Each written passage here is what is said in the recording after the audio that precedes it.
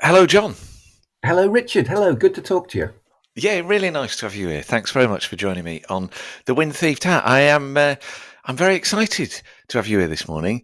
Yeah, also a bit daunted too. I have to say, I came across your books. I started reading the KLF book Oh, last yeah. year, and that led me into this sort of down this path of reading books about William Blake and the 20th century and all this kind of stuff. And so I'm excited, but I'm also a bit daunted. I'm reading Really? this book. Am I I'm a reading these scary books. fellow? Well, I have to say you don't seem very scary now, but Yeah, good. but there's a wonderful sort of, you have this incredible ability to take quite eclectic, complex ideas and make them simple and entertaining. And I think this is a really rare ability. Yeah, I mean, that's on the page. In real life, I'm pretty incoherent. I will just sort of babble at you for the next hour. Um, Excellent. if I could go back and edit it all, I could make it. Oh, yeah, that simplifies it. That's the way you want it. But in conversation, I'm just a bit of a fool. Excellent. Well, that's reassuring. I look forward to to rambling with you Yeah. over the next hour or so. So I was curious to sort of begin at the beginning. Really, when you were growing up Yes. as a kid, looking back now, do you think there are any indications in your childhood of the kind of writer that you might become? Yeah, probably not writer. I mean, as a kid, I was always drawing. I was Okay. doing cartoons as a little kid, and then by the time I was in sixth form, I was the one who was good at art. That was who I was. I was the arty kid. Yeah. Um, didn't really do a lot of writing. I was doing a lot, well, fair bit of reading, but not. I didn't see myself in terms of a writer. And then I sort of turned 18, and I was nearly going to go to art school, but you kind of had to do another year at home at a foundation course to do that. So Okay. that tipped me into going off and doing a degree in computer science at Liverpool University. And I drew when I was asked to. Like friends Okay. would say, I want a poster for this gig or a Right. cassette or something like that. And I go, yeah, I'll do that. But I sort of stopped drawing for myself because I don't know, computers, video cameras, all these things were sort of suddenly available at that point, and it seemed a lot more interesting. It seemed that the world didn't really need any more images, but you could come up with new stuff with all this Okay. sort of new kit. Um, and I did start writing around then, but it was all crap. It was it's a lot of scripts and things that never got made, Okay. and it would just be embarrassing and awful. It wasn't until I was 40 that I mentally made the decision to make that leap of faith and attempt to become a writer. I see, and that's interesting. And what was the cue at 40 to have a go to It dive into was, the world of words? it had been building for increasingly sort of nagging at me for a number of years by that point that I had books in my head and I wanted to write the books. Yeah. But I was also aware of the economics of publishing in the UK and how unrealistic it is to attempt to make a living writing books. So there was a Sure. real tussle because I had a couple of kids, I had a mortgage, um, and I think at 40, I remember we went on a family holiday to Port Merion in Snowdonia, which is one of my Yeah. favourite places in the country. Magical place. Yeah. It really is. That was my treat for my 40th Okay. birthday, and it was kind of there that it kind of came to a head that I seemed to be at a crossroads, and the choices were give up on the notion that I could be a writer. I just give up Yeah. on it and not Right. be bugged by it for the rest of my life. At which point I feared I might become a bit bitter, right? Uh-huh. Or make that leap and have and attempt it and do it. At which point I might become penniless. So that was the sort of thing. I kind of thought, well, bitter, you know, uh, is not for me. Penniless beats bitterness any day. Yeah. Yeah. William Blake would tell you that straight off. Absolutely. Yeah. Um, and so I kind of made that decision in my head to do it. It was not an easy thought to commit Mm, to. There was mm. the sense that it was indulgent, that it was delusional. All these sort of things were sort of against it. Yeah. Um, but against those was the sort of belief that, yeah, but that's what I do. It's Yeah. sort of Yeah. that was this Yeah. solid sense that is what I do. So I had Yeah. that When, real sort of that was my midlife crisis. yeah. It's a good Yeah. one. I like a good midlife crisis. This I do a it, lot with them. focuses the mind, doesn't it? I Yeah, think. Yeah. definitely. So, what was the point at which you felt comfortable in saying, "I'm a writer"? Yeah, that's a good question. It is. It wasn't easy. No. It's easy now. I say, hello, I'm a writer, I'm an author. Yeah. And Yeah. that's what I am, and it's fine. And I've got a shelf of books there to sort of prove it. Absolutely. Yeah. And I know that if you write, then you're a writer. All that is definitely true. But how you present yourself to the world, for me, it had a lot to do with how you earn your living. Right. Because I had written a book by that point, which was a biography of Timothy Leary, which came out in about 2006, I think 2005, 2006, and I'd spent a year doing it, and I'd gone over to America and to go into these archives, and I earned like a couple of grand from the whole thing. So it was just a ludicrously stupid thing to do financially, but it came out and it was a book. But because I Yeah. then immediately had to go back to a proper job in a proper office, I still wouldn't really describe myself, as a writer. I couldn't. Yeah, I really couldn't do it at that point. Yeah. Um, It's but funny, after, isn't it? after I made It's a that, barrier. yeah, it is a real barrier. But that's what that Port Merion holiday was all about. Yeah. That's the sort of moment that I sort of Yeah. made. It was a leap of faith. It was an absolute Yeah. leap of faith to be able to do it. And once I'd Yeah. made that leap, Yeah. uh, I didn't have a problem with it. Yeah. But there Yeah. was a Yeah. real barrier to doing it for me.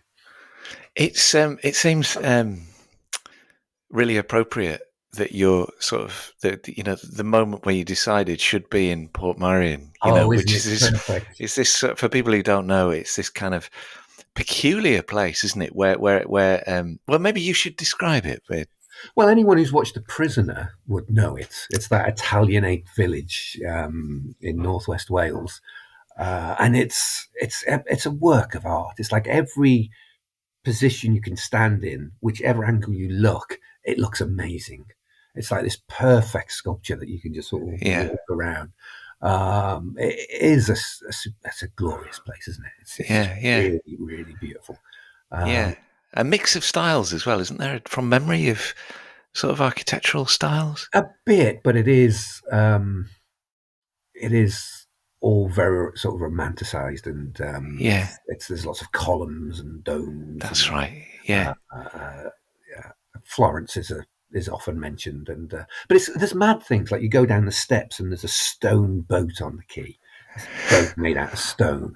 yeah, What's that about? Or you go out into the yeah, woods and you find like a pet cemetery sort of hidden away there, and yeah, yeah. it's Wonderful. truly special places, Port Merion. And if you can visit it as a sort of a day trip, which is nice, but Yeah, if you stay in one of the houses in the village bit as opposed to the hotel's very yeah, nice. Don't get me wrong, but if you stay in the village, then you can sort of go out after all the day trippers have gone home and sort of yeah. walk around this place in the night and the dusk or the dawn if you get up early, and it's just very enchanted at that point. Yeah, yeah, lovely. I was lucky enough to go to Jules Holland, his recording studio down in Greenwich, and Oh he's yeah. mimicked, he's recreated Port Merion. This sort of Oh, peculiar assembly of buildings and offices and inside out things oh, weird. down there. Yeah, Wasn't it a railway station or something? His place. Yeah, I think it might have been. Yeah, I think it might have been, and yeah, referenced in the credits to opening credits to later, isn't it? That Oh whole yeah, thing. okay, Yeah, yeah. yeah, Oh, yeah, oh, it yeah. does make sense. Okay. So let's talk a little bit about the writing process then. So I was thinking, broadly speaking, you could break it down into four stages. There's Yeah, the bit where you have the idea, the yeah, notion, yeah, then you do the research, yeah, then you do the actual getting words down on paper, and yeah, then there's the sort of editing bit where you come back and try and turn those words into something resembling a book. yeah. I mean, the research isn't that set second step that sort of probably runs through all the other Right. steps. It's always sort Yeah. of an ongoing sort of thing. But yeah, that makes sense Yeah. in terms of what happens. Loosely speaking, and I wondered of those stages, which do you enjoy, which come easy, which do you struggle with? How does it go, the journey of going from idea to having this object in your hands? I really like the editing stage. Okay. That is probably my favourite. When you've done the hard work, you've done the labour of Yeah. getting your 100,000 words into Microsoft Word, um, and you've done the vast bulk of the research, Uh-huh. and you have all the bits, but Yeah. it's just not right. It's just not right yet. Okay. And just turning it into something that's right, because it just feels very rewarding. I always look at it, or how it works in my head is the book already exists in the future, right? Right. And you're just trying to reveal it. You're just trying to find out what it is. And when you're at the editing stage, you look at something, and it's like, oh, that's not what it is in the future. You thought that's not quite what it should be, and then you tweak it, and the moment it's right and chimes with the book that will be on shelves in a couple of years, you just know that, yeah, great, that's good. And it's just a very sort of satisfying moment. Yeah. Get something that's right. And most of my books are just I hope that they come across as sort of light and easy to read and clear and stuff like that. But Very much so. all that just comes from editing. You Okay. should Okay. see the first drafts. You should have seen the first draft of my William Blake book, which my poor wife had to try and get through. It's like she's like, Right. it's just Right. so many ideas being dumped on the page, in a Yeah. Yeah. mess. Is she your first reader then? Yes, Your she's wife? the first reader. Yeah, she's great. She's Okay. also a writer herself, as well as a bunch of other things. So she's got typo eyes, which I don't. Yeah. She can Yeah. go, oh, and she always looks forward to the most embarrassing typo that she'll find in any of my. And is she gentle with you as a critic? Yeah, pretty much. It's odd that the thing with your beta readers, your first readers, and your editor, in that there's some people, they can say anything they like and it's fine, and other people, you just you're not comfortable with them sort of criticizing your stuff. It's this odd thing about, oh, I'm Mm. comfortable with that person kicking the Yeah. hell out of this thing Yeah. that you've spent a year doing, because Yeah. they're only doing it to sort of help you, and that Yeah. they're you've chosen them because they're wise in certain ways, and you respect their insights and things like that.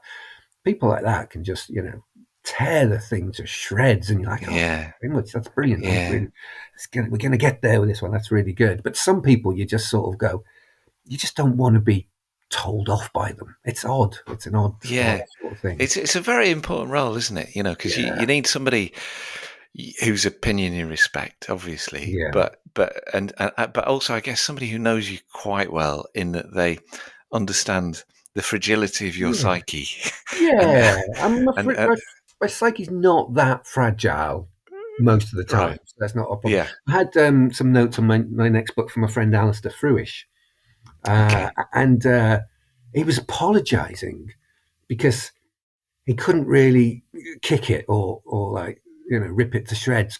It's quite his normal level, And he was going, I think it's because now I'm with my partner. I've just become a bit nice.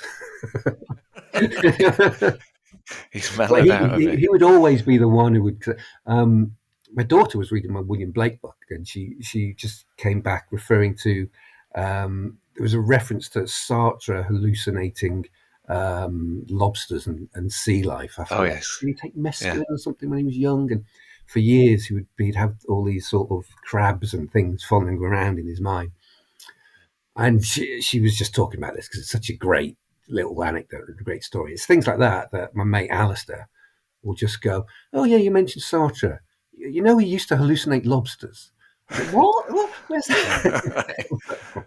So people like that really sort of quite integral to yeah, it all. The yeah, people yeah. that you trust who to talk to Yes, you about all these things yeah, really, yeah. really add something to it.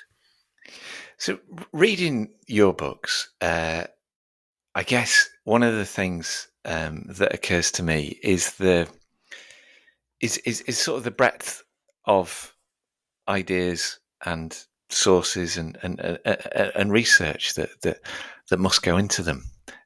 It's sort of you know astonishing to me how many things you manage to weave together. And I guess I was thinking, reading them, at what point does he stop researching? Because I could imagine if I were to endeavour to write a book like this, I would just lose myself down countless wormholes. Yeah, yeah. I mean, there's a lot of research goes into them, and it never really stops until you've handed the book over. Yeah, You're still constantly researching and yeah, researching, reading and reading, and filling yourself up. And it's you can read a biography of a peripheral character to it and come out yeah, with one anecdote, and you yeah, feel like that was well worth it.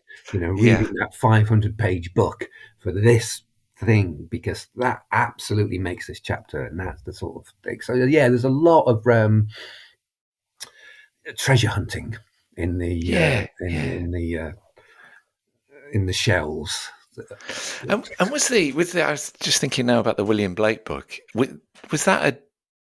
I suppose in some of the other books you've been, it's a bit more sort of pop culture, isn't it? But whereas William Blake is very, you know, he's clearly Mm. one of those writers who studied at universities throughout the world and could potentially, there must be a huge amount of academic articles and journals and Oh books yeah. about him. I mean, was that a daunting book to write because of that, or Yes, it was, but it kind of felt necessary. It felt that there needed to be a book about William Blake that was more populist, that they'd sort of give people a way in.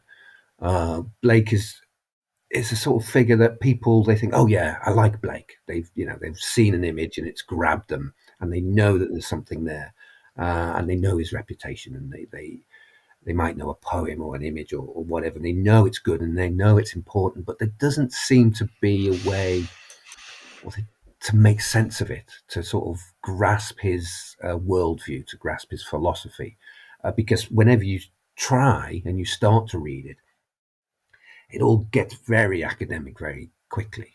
yeah, And it's and you kind of need to sort of step back. I always feel that he's like this sort of like really gothic castle on a hill, at sort of a moonlit sort of gothic castle, and you look and it's full of treasures, and yeah, wandering around each room would be extraordinary and stuff like that.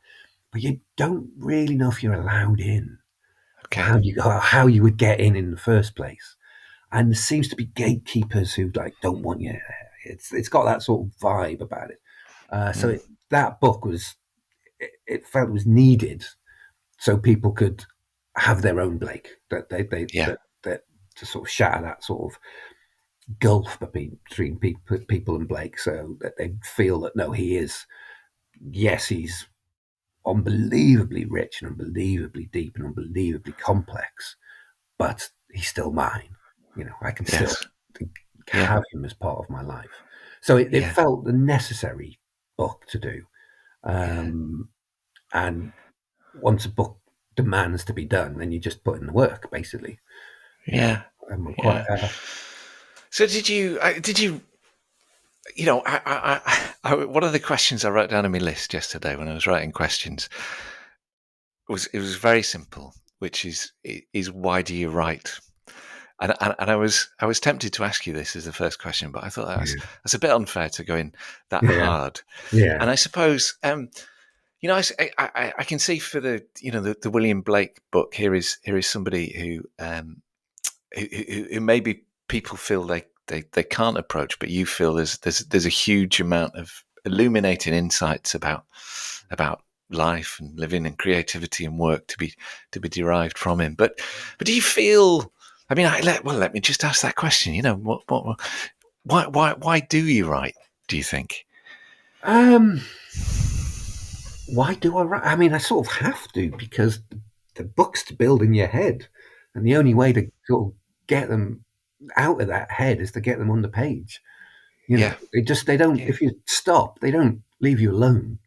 yeah. Is They that don't. how it is now, though? That there are, you're like, oh yeah, that there's a book in that. I mean, have you got a little list in a notebook somewhere of Yeah. Well, future books? in my head, there's always about five potential future books I see. in Yeah, the back of your mind at any one time, and you keep spotting. Oh, that's going to work in that one, and that's going to work in that one, and you jot it all yeah, down, and they should be there for many years before they move into that pole position where they're the next book you're going to write.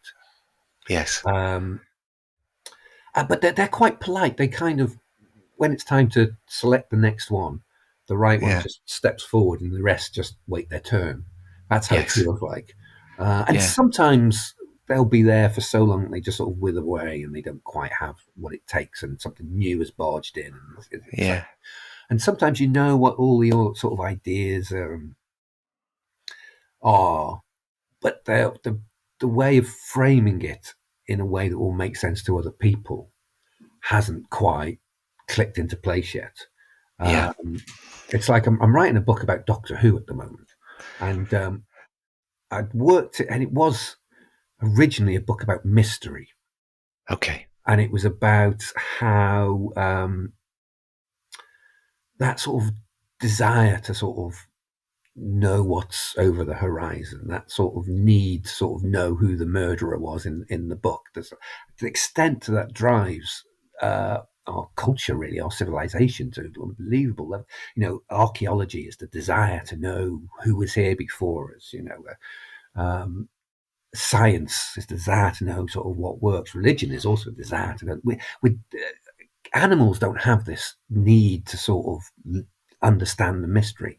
It's a part of us that I think is massively overlooked, because I spent a lot of time trying to find nice neurological explanations for why we need to know that thing, and no one talks about it. Right. It's just us. It's just sort of accepted, and Yeah. it seems such a rich.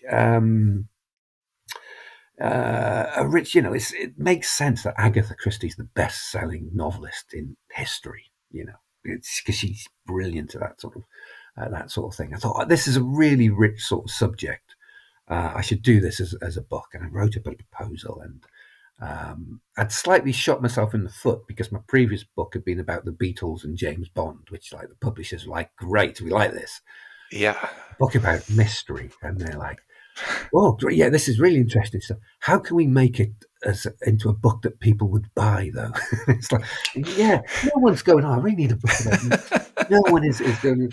And so it's sort of twisted into the Doctor Who book, which is a lot about I see. mystery and about change, Yeah. and about the role of fictional characters in our lives, and all that, what I was saying, it's really just sort of shrunk down into like a section in the Sylvester McCoy chapter. Yeah. But Yeah. that was the start of it. That was the when you've got rich territory, when you've got ideas that you just go, Yeah. yeah, these need to be explored. And likewise, when you go, I couldn't really get 100,000 words Yeah. on that subject, because I Yeah. could say what other people have said, but I've got nothing new to add to it, and Yeah. and things like that. Yeah. It's really interesting that you talk about these books almost being an entity in their own right. You know, they're sort of there in the ether, and Yeah. they're waiting, and they come to you when they're ready. And this notion, as I guess, one of the things that really hooked me in that KLF book, and that Mm. made me want to delve into your work further, was the part where you're talking about Alan Moore's notion of idea space. Yeah. Yeah. Yeah. And Yeah. I thought this was really fascinating. This belief that the ideas almost exist in this kind of territory that we can go out and explore, and we find them and we Yeah. locate them. And it seemed to me that your writing is quite a nice metaphor as well for your books, which do feel like one man's sort of journey. You know, we come alongside you Good. Yes. and pack our sandwiches and head off on an adventure into idea space, which is, Yeah. and we roam around and in the different books, you know, certain. I mean, Alan Moore pops up quite a bit, doesn't he? Yeah. He does. And Yeah. Ken Campbell and certain Hmm. figures. Yeah, so it really resonated with me, that It's notion of idea space. it's definitely it's definitely the best metaphor we have for how the world of the immaterial, you know, works. And I accept it's absolutely a metaphor. And if like someone comes up with a better model, sort of describe those things, um, about what they feel like and how they work. This, you know, it crosses over with David Lynch's notion that consciousness is this ocean, and you have to go deeper and deeper to Yeah. catch the big fish, Yes. and the ideas of the fish. But Yeah. if you go further than anyone else, you get a fish that no one's ever seen before, Yeah. and all you have Yeah. to do is like bring it back and present it, and you can't take Yes. credit for it because it's just this strange, weird fish that you found in this trench that no one else has ever sort of explored before. You're just presenting these ideas. Yeah. Yeah. I think that You see, resonates with a lot of creative people. That idea.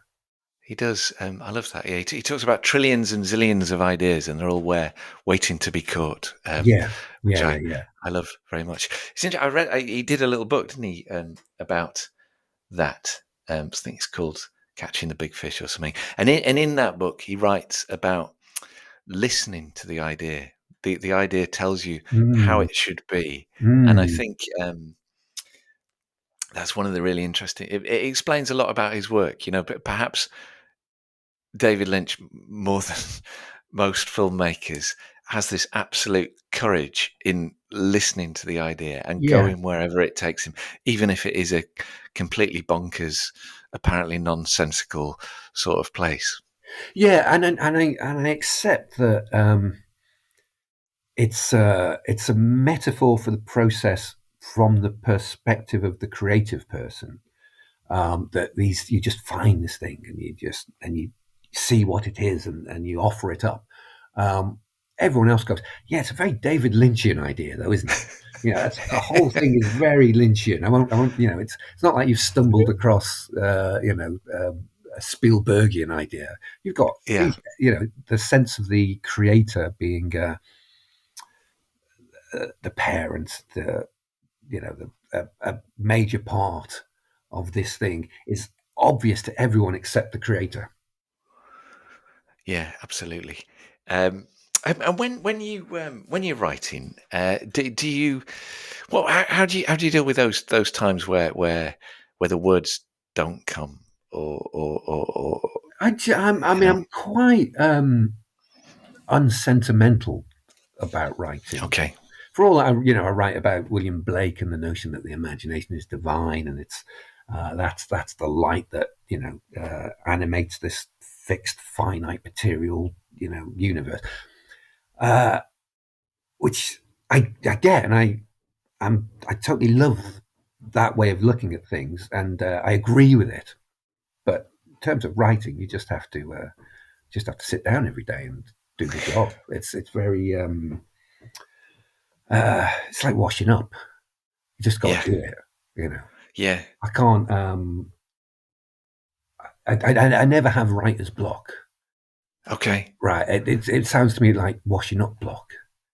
Yes. Yeah. Okay. Yeah. Just do the Yeah. washing up. Yes. You just sit Yeah. down and you just. Um, they don't always come quickly, the words, but if you sit down, they will come. Yes. You know. Yeah. I suppose maybe that recognition you have of the distinction between the writing and the editing helps, doesn't it? If you know that when you're Absolutely. writing, you're Yeah. just creating the material that you need to rework into a book later on, then it's almost a bit easier then, isn't it? It's like shoveling a pile of stuff to Absolutely. to Yeah. to use later on. It's my friend Jason Arnott always calls it draft zero, which is the draft Okay. that no one has to see. You Yeah. know, so that takes all the pressure off. You know, Yeah. Yeah. Yeah. So it and sounds you focus on your word count a lot more than like whether it's any good at that point. yeah, yeah. Because I have written a book myself, and the only way I got to the end Yeah. was making a sort of policy decision at the beginning that I wasn't going to read anything back. I was just going to Oh, okay. Uh-huh. keep. I did it. I read the stuff back a little bit, but Yeah. broadly speaking, I wasn't going to get too tied up in knots about whether it was any good or not. I was Yeah. just going to get to the end. And my wife is kind of my first reader as well. And normally when I write an article or something like this, I will share it with her. But I also decided I wouldn't show her anything until right at the end, Yeah. because I knew that if she did read something and there was even behind that, yeah, it's good, even just a flicker of doubt, Yeah. then that could be enough to derail me. Yeah. I can imagine that. Yeah. Yeah. Yeah. I mean, I wouldn't show anything to any of my readers until I'd polished it up a bit, until it Yeah. was, in until it had at least had the shape of it, and at least Yes. the sentences weren't that clunky. I try and get it okay, but that's the Yes. point when you need other Some eyes input. than yours to sort of reveal the things that you're blind to. Yeah. So in terms of your writing style, I think you have this wonderful. It's very. Well, it's like you, really, isn't it? It's a sort of affable and engaging and interesting. And Oh, there's a bit in very one of the kind. books. No, it's true. And I think it's the 20th century book, Hmm. and you're writing about sort of that trend for literary criticism, where every word was about 3 or 4 syllables long. Ah, And yes. I was an English literature student at the start of the 90s, and I was subjected to sort of endless text by Derrida and Foucault and people like these, and Yeah, it took me back to this sort of these impenetrable walls of words yeah, that had. I was aware there was some kind of meaning behind them, but I couldn't work out what it was. And you have this extraordinary ability to take really quite complex ideas and make them intelligible. And I wondered if you have a strategy when you're writing, or an approach, or well, it's how do you not, manage this? it's partly out of respect for the time of the reader. The reader, they've got a lot going on in their lives. There's some amazing television on, there's some great video games, there's all this sort of stuff. There's hundreds Yeah, of thousands of books being published every year, and there's the great classics of world literature and plays, and all the music is available, and you can easily get addicted to social media and all that sort of thing. They don't have much. You can't really waste their time. You can't yeah, really sort of expect them to put up with you know the disrespectful writers who don't care about them. It's you have the sense of the reader very, very clearly, who it's someone I'm talking to, and it's everyone, but it's one person. It's this, and you need that because you know why they're there. um, when you pick up a book, what the books that you choose, there's a thing that draws you to them. Yeah. And you know that the reader has been drawn to this subject, and you use that and you Yeah. engage with that. Yeah. Which is why you don't get that in reviews. Reviewers, they Hmm. just have to read the thing, they're not drawn to it. And you could write to that and, to please the reviewers, but that's no, you're doing it for the people who are drawn to the book, and that they're Yeah. equals, and you know that they're equals. And I always bristle at those books that are looking down as if you're in an ivory tower, and you've got all the things, and as a Yeah. kindness you will show the things to the lower people. I really bristle with that sort of books, because it has to be a converse. It is like a conversation, even if it is Yeah. obviously very one-sided. But it does um, follow their thought patterns. You're Mm. totally aware Mm. of how they're viewing what you're presenting, and then so you need to make sure that you can, uh, even a really knotty, thorny subject like postmodernism, Yeah. or something like that, or the 18th century mysticism in Blake. You just create this path through it that takes them to all the bits they need to know in which order. And I mean, the readers are much more intelligent than they think they are. Like, Yeah. they can definitely get all this stuff. They can Yeah. definitely get relativity or something like that if it's presented in the right way. Yeah. So it's I can't even remember what the beginning of this ramble was about, but yeah, the But notion that the reader is uh, of who they are, what they're thinking, is that it's impossible to write without having them that clearly in mind. awareness, I think that's what I'm trying awareness of to the say. reader. Yeah, Yeah, yeah, yeah. And I completely get that. And I think a lot of those books that lose you are where the author has maybe just a very sort of vague awareness that somebody will read it in the future, but they're not thinking about them as yeah, they absolutely. take There's them on the loads of journey. stuff I'd be quite happy to write just for me, Yeah, right? But you know, that's too indulgent, really. sure, This all sure. ties into the sort of need to make a living writing books, which is, Yeah, I wasn't drawn to. It wasn't like I needed to write a book. Right, yeah, yeah, that yeah, leap of yeah, faith I was talking about was to be a writer, was to sort of yeah, write. yeah. You can make a living just writing books, and It's a very courageous thing to attempt to do, really, because yeah, it's it's bloody difficult, isn't it? courageous is one word. It is difficult, but you have to be focused on. It's like I don't like have a Patreon, or Mm, I don't run courses or anything. I don't do much mm, journalism except by accident every now and again. I just write books, because to make a yeah, living, you basically have to sell tens of thousands of books every year to make a yeah, living as a writer. And it's a lot easier when you've got 10 books out than when you've got one. So yes, you yeah, you just have to keep uh, sitting down every day at the keyboard, to make that a viable thing. And I've been doing this for about 13 years now, just making a living writing books, and I'm yeah, still clinging on. It's not yeah, always much of a living, but it's still a living. yeah, yeah. Well, I for one am very pleased that you are, John. Yeah. Oh, Um, thank you.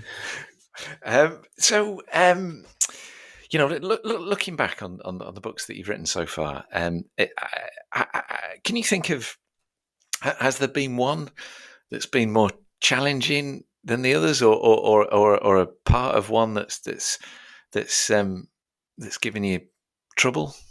I'm just Oh, I mean, they're all very difficult things to do, and they should be. They should be hard. Um, mm, they all have their struggles right. in their own way. They all take it out of me. I'm Yes. always a bit of a wreck at the end of them. Okay. when I write fiction, I can easily just sit down and write some fiction and enjoy it, but it's just not good enough. Yeah, it's I enjoyed it, but it doesn't really get the sort of reaction that the non-fiction does. It doesn't Mm, matter to people, in mm, the same way. And I realised that it's not about you doing what you enjoy. It's about putting the work in to produce something that will mean something to someone. That's you have to yes, write something that people will give a shit about. Not yes, everyone, but enough people will give a shit. And the only way to do that is graft. yeah, Really, it's day in day out. yes, It's all that research. It's all that editing yeah, um, to produce something that's worthy of people's time and attention. yes, So yes. basically, yeah, they're all hard.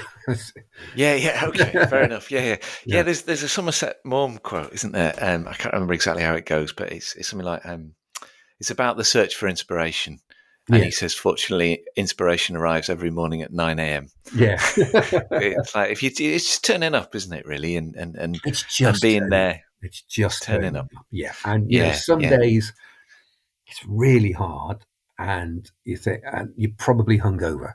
If you're yeah, hungover, it's really hard, but you still have to do it. You still yeah, have to get that day's thousand yeah, words down.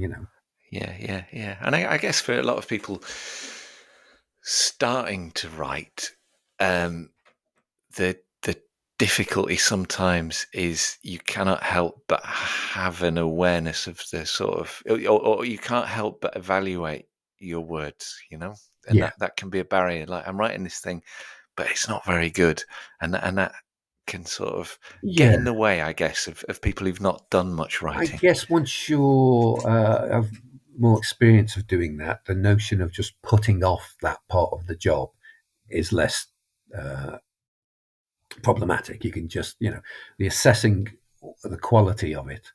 Yeah, I can Yeah, do that later. That's fine. yeah, You yeah, know yeah, that yeah, because yeah, you're used to yeah, doing it later. You don't worry about it. You're not expecting to produce pearls on the page yeah. every single day. Um, I was listening to an interview with Hilary Mantel, and she was talking about Wolf Hall, yes. and she was saying how she'd had this idea for telling the story of Henry VIII through Cromwell, and like it'd come to her, and she thought this was amazing. And the Yeah. more research she did, Yeah. the greater her awareness of how good this book could be Yeah. became, to the point at which she felt she couldn't write it, because Ah. it had become a barrier. And she Yeah. had a Yeah. conversation with her agent, and her agent said, "Just write it as well as you can," Yeah. and that was enough to get her going. And I've kind of hung on to that. I think no matter what creative pursuit you're involved in, just do it as well as you can, because that's all you can do. And Absolutely, but I mean, I do get that. I was talking earlier about that sense that the book exists in the future and is on the shelf. And yeah, you're trying to work towards it. If that book was Wolf Hall, like it was something as good as Wolf Hall, an absolute masterpiece, as Hilary yeah, Mantel can do. Yeah, I can imagine that would be daunting daunting. to Yeah, yeah, yeah, attempt to get something quiet. But there's Wolf Halls only come round every decade or so. They're quite yeah, yeah. special. Yeah, I think she's. I think her writing about writing is so insightful and wise. She's Oh, a amazing she's treasure amazing. trove of insights. Yeah, Yeah, yeah. absolutely. Just this notion that we're chatting about just now makes me think of Bill Drummond's liberation loophole, Ah, yes, yeah. and I wondered if you could. Maybe just for people who aren't aware of Bill Drummond's liberation loophole, this was another idea that I found really illuminating in the Yeah, it's KLF got the book. contradiction. Well, Bill Drummond is half of this 90s rave band called the KLF, which I wrote a book about, and they're probably most well known for burning all their money, which is another story. But what I like about Bill's practice, Bill and Jimmy, is he knows to sort of honor the initial creative impulse and when an idea appears and it's like this fresh, newborn sort of foolish, daft idea, which is very easy to critique to death straight away when your left brain kicks in and go, well, this won't work for that reason and that reason and that reason, and so I shouldn't do it. All that sort of chatter in your rational side of your brain. He's very good at just ignoring it. I just couldn't have, and just letting the idea grow and letting the idea become the thing that it wants to be. Yeah. And if the idea is we should just burn all our money, most people would have stopped it before it got too far, before it sort of got out of hand. But that's not the Yeah. way they sort of work. They let the idea sort of become what it is that they Yeah. want to be, even when they don't really know what it is. As with the money burning, they don't know why, but they just know that that's the thing. Yeah. And he talks a lot about accepting the contradictions and not Yes. worrying about them. This is the liberation Yes. sort of loophole. Yeah. Yeah. Which is, and contradictions, of course, is an important idea for William Blake too. Yeah, definitely. Certainly contraries, opposites. Yeah. His whole worldview was based on including, innocence and experience, or a lot of religious writers would be like, "Oh, heaven, that's great. We don't want hell. Forget hell. Let's just say." Yeah. And Blake knew you couldn't have that. You couldn't have heaven without hell. So that's why he wrote about the marriage of heaven and hell. It's the way I think I find it easiest to describe is it's like when a newborn baby appears in this world. They're pretty much a blank slate. They can grab and they can suckle. There's a few. They're not quite a blank slate, but they pretty much are. And they have this. All the information from their senses is sort of coming through their eyes and their ears and their fingers and going into their brain. And the brain does not have a model of the world, so it doesn't understand what any of it is. And hence, sort of newborns don't see color, or like they see color, but they don't have a concept of color. So it's just nothing. It's just noise. But the first thing they sort of grasp is like light and dark. Like babies love like checkerboards. They grasp light and dark, and night and day, and then it's like warm and cold, hungry, not hungry, and they sort of build the world up by recognizing opposites, and we still do, and so there will never be a utopia or a utopia, because you need both sort of concepts to make sense of each other. For all the way the world improves in many material ways, we still have this sense of like bad and good, and the world always feels the same. Even though child mortality rates have declined and all the many advances, we never feel better when something good happens, because we just have these two poles and we view the world in these contraries, and without contraries there's no progression, as Blake would put it. We need the sort of dynamic energy between the two of them to that fuels our sort of world. You can't ignore one polarity. You need them both. And he's dead right. He's absolutely dead right, I think, as far as I can see. Yeah. It's a lovely idea, and it makes me think of your books too, and I guess one of the interesting things is how you feel like you're trying on different perspectives, or you're exploring different perspectives a lot, and I guess that's a big kind of theme underpinning the I hope so. Yeah, 20th century book as well, isn't it? It's an awareness of different ways of seeing the world. Yeah, multiple model agnosticism. It's not that. That's right. I don't think you can. I don't think you should present your perspective as the great truth. It's on one hand, it's delusional.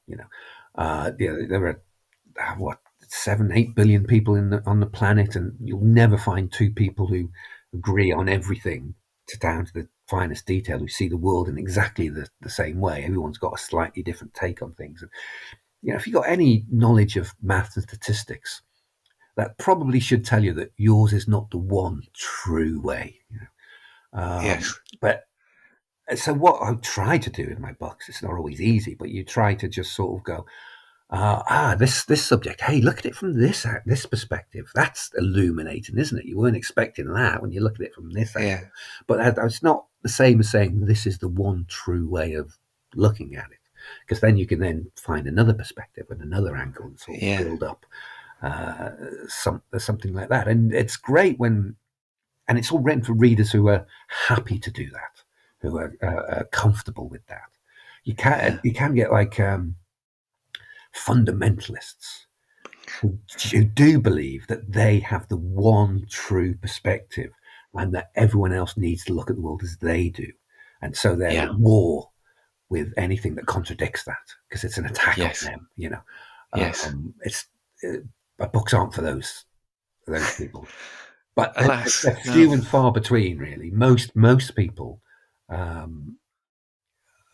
more cognitively loose than that, and they Yeah. can learn new things, and they can, Yes. yeah, and which is what Yeah. you get a book for, really, just Yes. Yeah. to Absolutely. see the new thing. Yes. Multiple model agnosticism. Yeah, I like that. yeah. Yeah. It's not a snappy name for philosophy, but it's I think it's the fruit of the 20th century. I think that's what we learned Yeah. in the 20th century. You have to be Yeah. agnostic about not just the existence of God, but agnostic about Yeah. the models that you're using, and not every model Yeah. is right for every circumstances and all Yeah. that sort of I got stuff. to tell you, I really loved that book. You know, I think it's an extraordinary achievement to weave a path through a century and obviously no ordinary century, but the 20th century, which Yeah, was such a period of profound change and growth and yeah. Thank you. And also, technology and it was good for me as a writer because I'd just done the KLF book, which was something that I just wrote and self-published because it was the time that Kindles appeared. For the okay. first time, you could write something and put it out without having to get through the gatekeepers of the publishing world, which was a big part of what I was talking about earlier. That making that leap of faith to become a writer. There seemed to be a path to do it, and I put it out, and it took off quite quickly. Books have a strange energy; they find readers in a weird sort of way, which got me in front of a bunch of publishers. And I was ready then because I was going, oh, I'm glad you like that, but I want to do this book about the 20th century. And I've sort of have this thing here. I've got it sort of ready.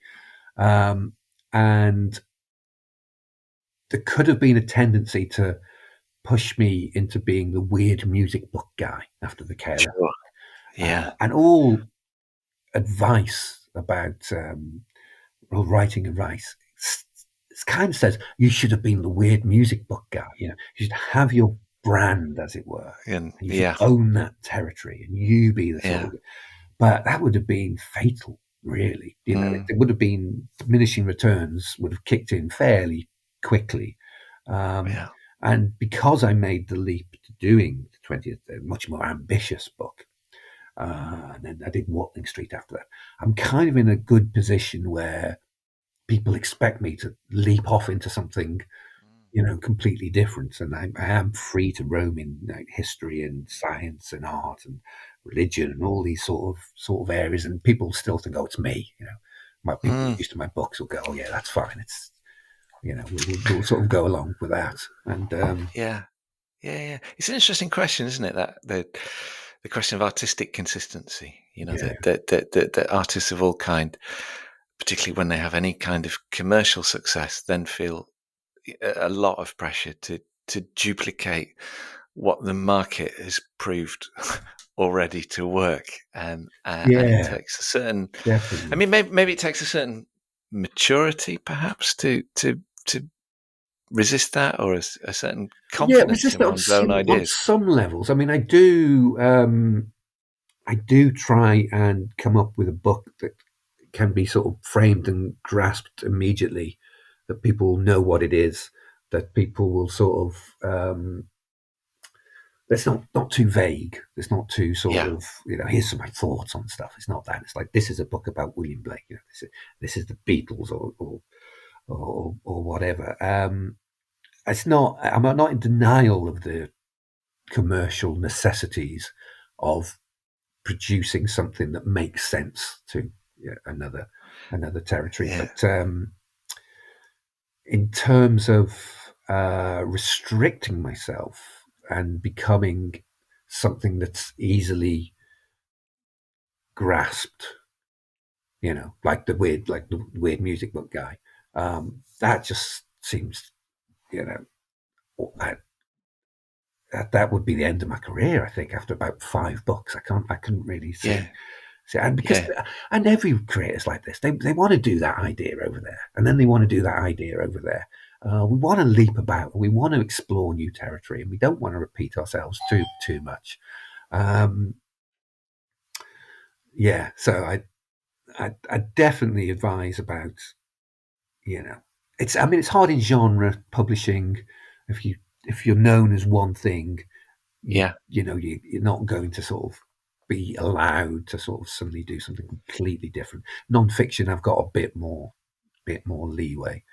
But yeah, I mean, you've got to write what you got to write. So anything that restricts that. How do you when the book's done and it's out there in the world, how do you deal with the reception of it? Are you somebody who's able to leave it behind, or do you find yourself with a glass of whiskey reading reviews on Goodreads No, of I your own don't. I work? would certainly not. I certainly wouldn't read reviews on Goodreads. My God, that would be. It's kind of none of my business at that sort of point. And I've Okay. kind of Yeah. mentally moved on, and I'm working on sometimes not even the next book. Sometimes it's the book after that. And what you're working on is kind of your world, and the reaction is. I mean, it's kind of, there's nothing there that is useful, right?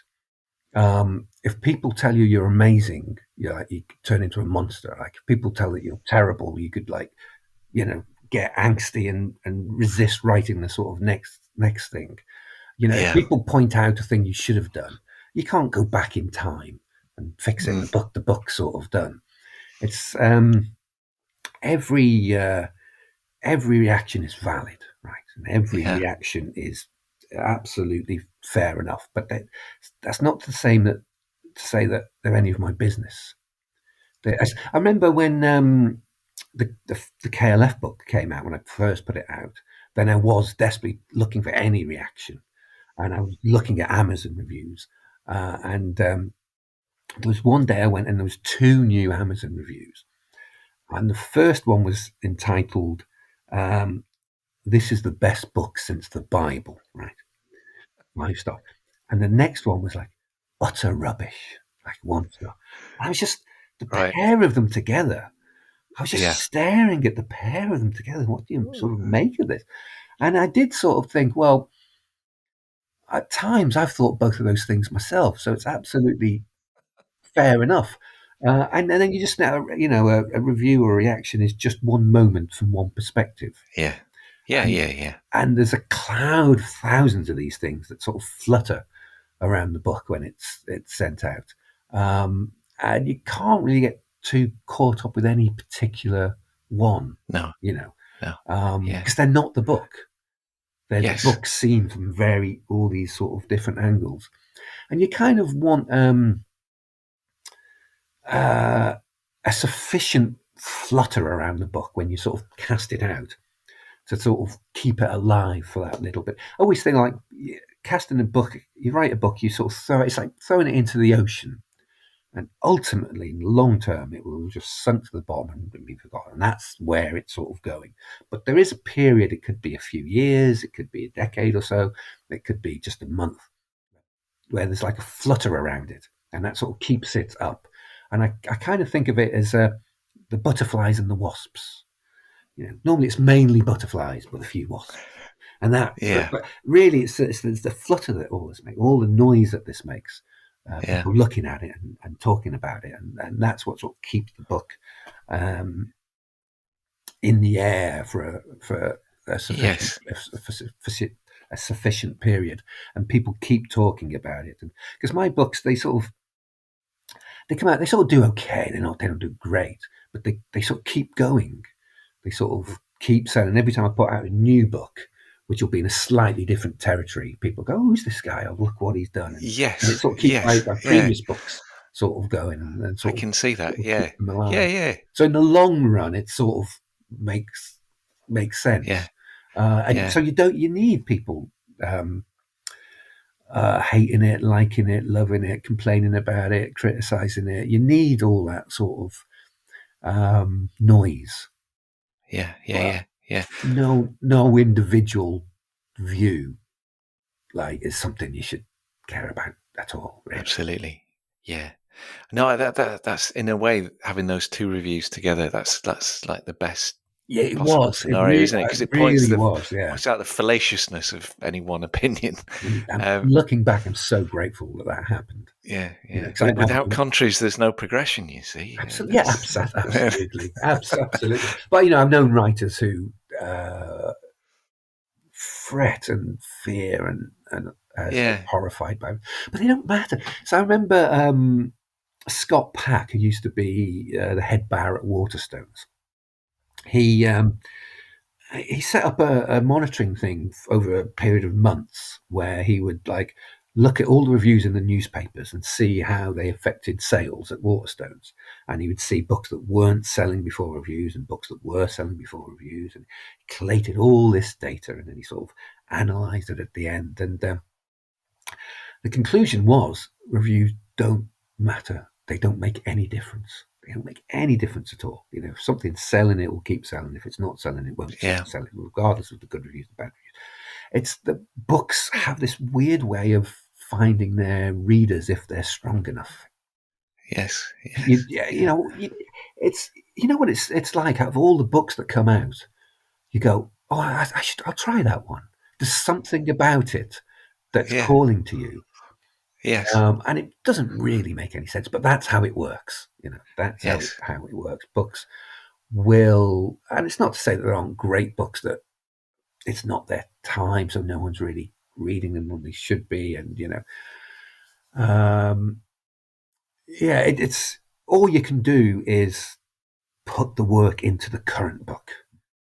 That's yes, the only thing you should be worried about is how much yeah, effort you're putting into the current book. That's all you can do. yes, yes, yeah, yeah. I read an interview with somebody. I can't remember who it was now, but they were talking about the active writing. Who was it? I think it was D.B. Pierre. Oh yeah, Is it? Is it? Yeah, he wrote that book about won the Booker Prize about 20 years ago, and he was talking about it like charge. Like electric charge. The more energy and effort that goes absolutely. into those words on the page, the more charge they carry. Absolutely, absolutely. And the more for him, he's talking a lot about the prose, the energy of the prose. But for me, it's the Mm. amount of ideas. You need to have Mm. those lovely ideas, like pretty much every page. At that moment, Yes, oh, you need to. You can't just have one a chapter. Here's a good idea. yes, I'll stretch out a chapter about it. God's sake, no. You need to sort of, ideally every paragraph. That's a good page when every paragraph has that little charge. yeah, Um, yeah, yeah. So to finish off, I thought I'd just pick up on a couple of things. So that I've noted in the books and in your newsletter as well, which I began exploring recently, and people should oh, check good. out. Yes, thank you. Somewhere along the way, I picked up you'd written about bibliomancy, the practice of seeking answers to problems by flicking through a book, alighting on a random sentence, and finding an answer there, Oh, yes, yes. which I liked very much. Yeah. This notion, they sort of the benefit of or the importance of accident in the creative process, I think, Yeah. is something that's often understated. Yeah. I mean, I'm not sure why I was writing about bibliomancy. And it's not something I habitually practice or anything like that. That's not how Yeah, I create my books, by sort of yeah, flicking through looking for an answer. But I do know people who really value such practices, though. That yes, when yeah. they have a Songwriters have used it with the oh cut up yeah, technique and this kind of thing. But I guess are there those moments when you're writing where something happened that you weren't expecting. Yeah, definitely. That's what you're going for. Uh, you just kind of need to be in the world of synchronicities where the amount of utterly unlikely connections appears so so ludicrous and impossible that it appears that something must be behind it.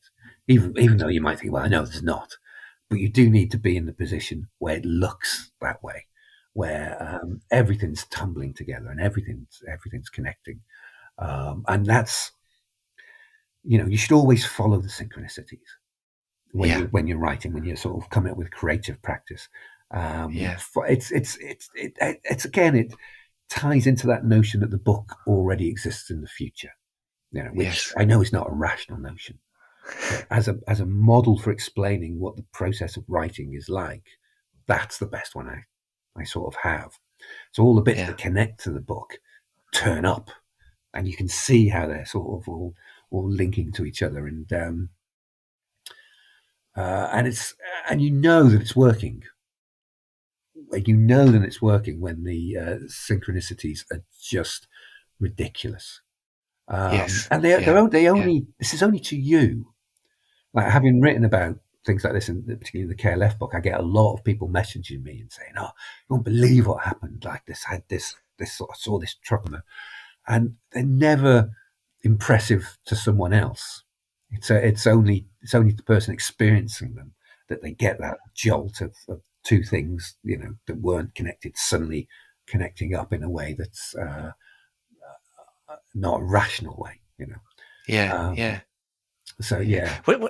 With the 20th century book, was there a can you recall any moments of illumination there for you where some things came together that you weren't expecting that suddenly revealed something Yeah, I mean, greater? again, we talk about which books are hard and stuff. That was definitely a hard book, and it didn't really.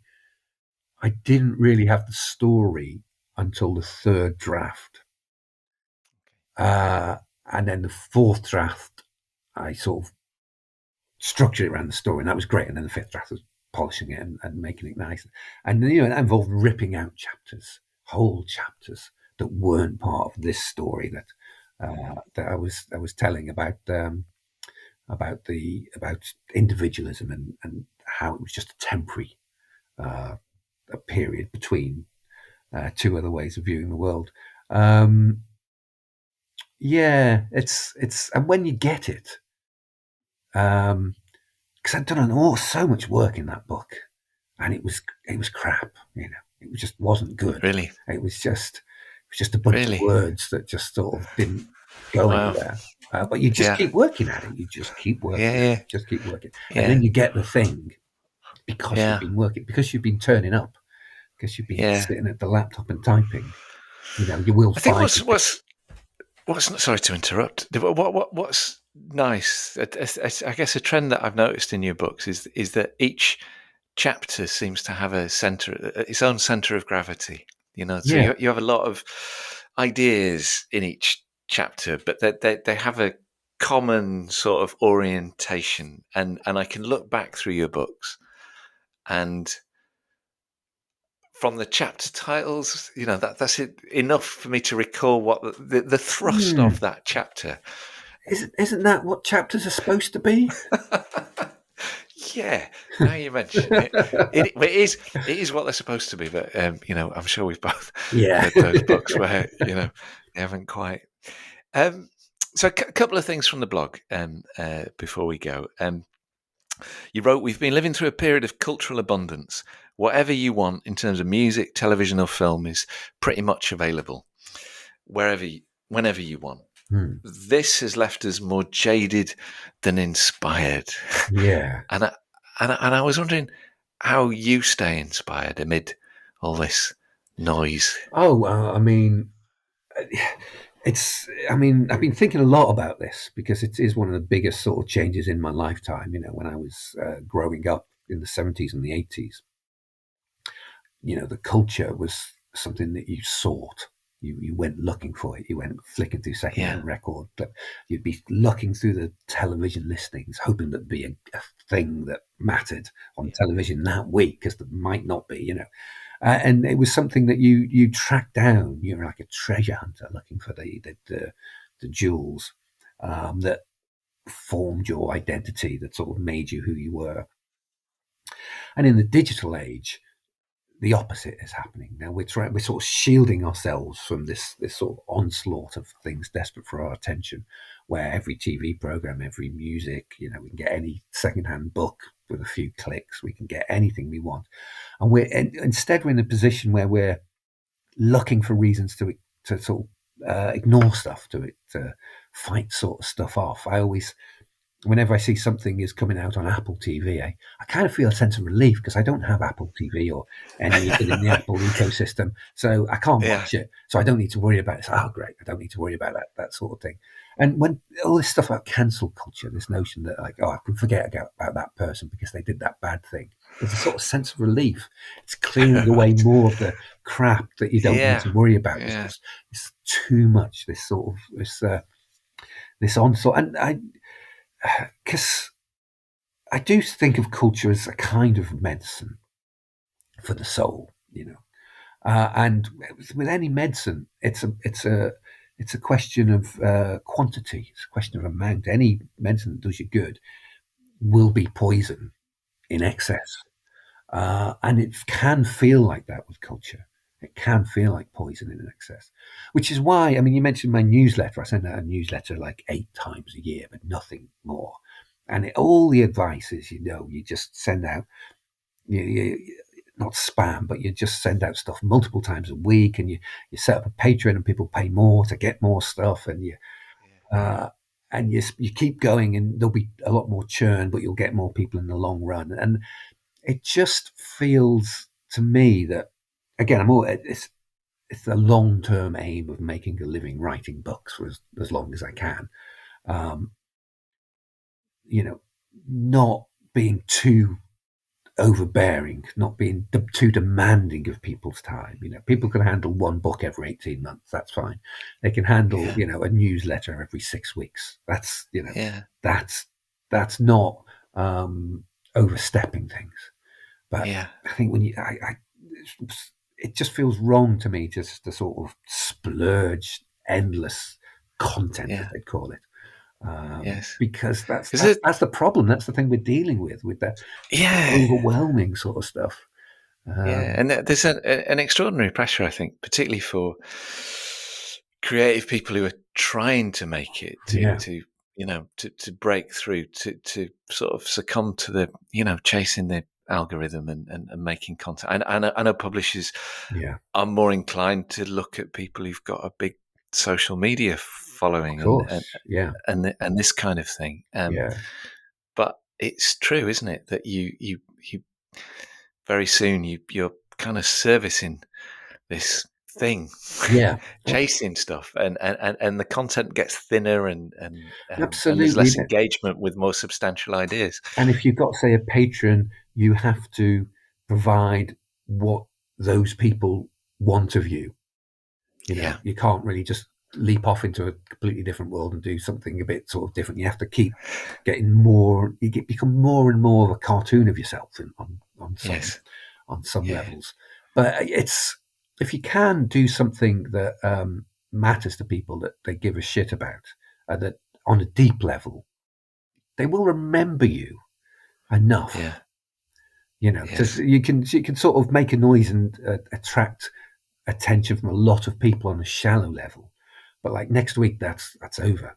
They've moved on. They don't really care in the slightest. You kind of want to be one of those people who is a sort of trusted, regular background to people's lives, where every year or two you can come up with something, and you're always there, and it's you again, and you're not you're not demanding too much, but you're sort of reliably there. And like a relationship with a friend, that's the sort of, if you can work on that sort of level. You're not a salesman, you're not, you're not the person when you go into the shop who's desperately trying to get you to sign up to all these sort of things. You subscribe to this and all that sort of stuff. You're just there. And that you sort of sink into people's lives as a bit of a, in a way that I hope is like positive, that you're a good thing in people's lives. That's really what you want to be as a creator. And so they will keep trusting you, and they will keep trusting you. And you might think, well, that's not that subject that he's writing about now. It's not, it's not really my thing, but I'll give him a go because trust that sort of. Yeah, That's the yeah, sort yeah. of level you sort of want to be. You want to be sort of always there, but not too present. I think that's what Yes. I aim for. Yeah. Yeah, yeah, yeah, yeah. Playing the long game. Yeah, playing the long game, definitely. Yeah, yeah. Definitely. So finally, then, just looking ahead, we're in this time of apparent turmoil at the moment, and It's always a time of apparent oh, turmoil, Richard. That's yeah, just it is. normal. Yeah, it's I, always I the know this worst from possible reading. time ever, and all that sort of stuff. Absolutely. So, as far as the creativity goes, I guess one of the big conversations at the moment is artificial intelligence and Yeah. the pressure or the threat potentially that might offer creatives. What's your take on what's coming down the track Yeah, for us at the moment? Optimistic or it's a big pessimistic? question. Well, obviously both. Yeah, It's good and bad. There's a lot of amazing things about AI.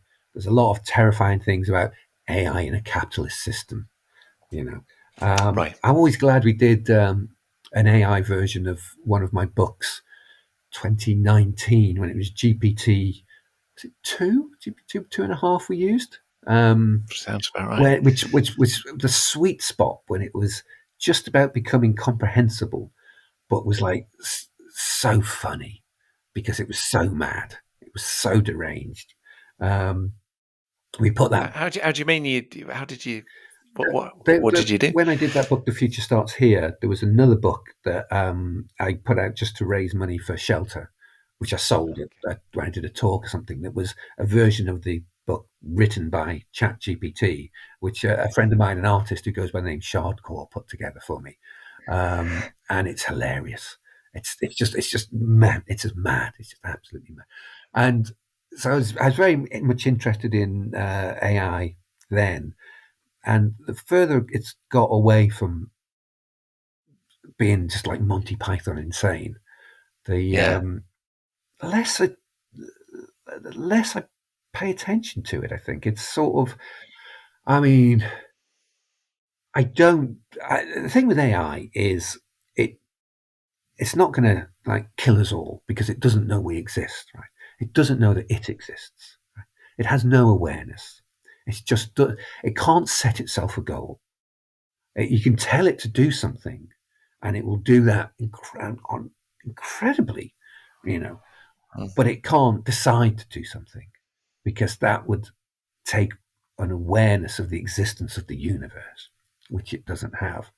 And a lot of people in Silicon Valley have this belief that it will develop awareness, right? And there's no reason to believe that at all. It's purely an act of faith, right? There's the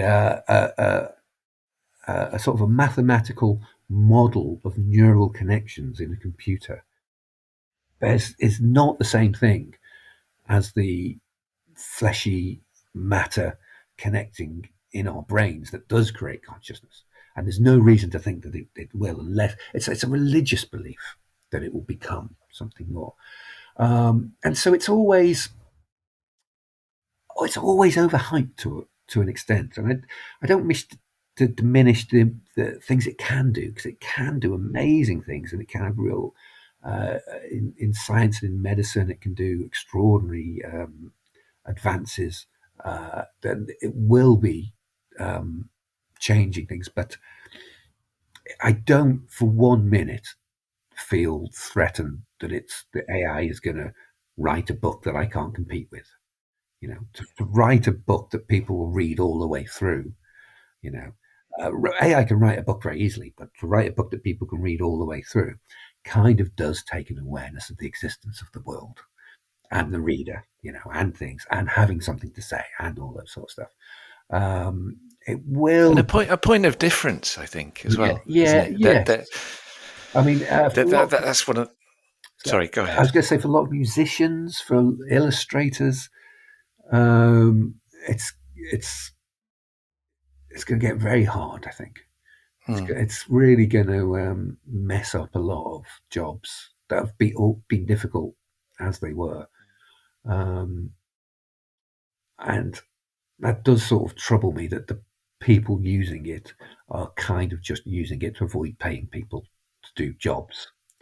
Um, and so, but I think we're quite good at, the moment an AI generated image appears on our timeline, we just scroll past. We know there's nothing Yes. there. We just filter it out. If a company starts using AI images in their advertising, we think less of them. Yes. We think they're some cheap scam thing. Yeah. We can tell that it's bullshit. Yeah. Um, You can so sort of smell the inauthenticity. yeah, I think. yeah, Yeah. Yeah. yeah. Yeah. But it Yeah. will change things in ways we cannot possibly predict, Yeah. which is Yes. which is uh, the world is always a constant change. It's always teetering on the brink of the old world collapsing away, but a new one is always just appearing to support it at the same time. And there will be terrible things happening, and there will be awful things in the world, and there will be beautiful things in the world, and that sort of balance, that those contraries that we were talking about earlier, they sort of stay put. But yeah, you have to keep an eye out to whether the bad things are coming for yourself and your family. That's a big part of it. Well, it's been really really lovely, John, to talk to you this Oh, it's been afternoon. a pleasure, Richard. Thanks for having me on. Yeah, yeah, yeah. That's so nice, and the books are great. I've enjoyed them hugely. I've still not quite read them all, so I They're, look they're forward to pa- exploring your universe further. Books are great 'cause they're patient. They'll just wait for you. Yes, I'll just hang They around. will just Yeah, wait on the shelves. That's fine by them. You read them when it's the right time for you. They'll wait yes. for you. Don't worry about that.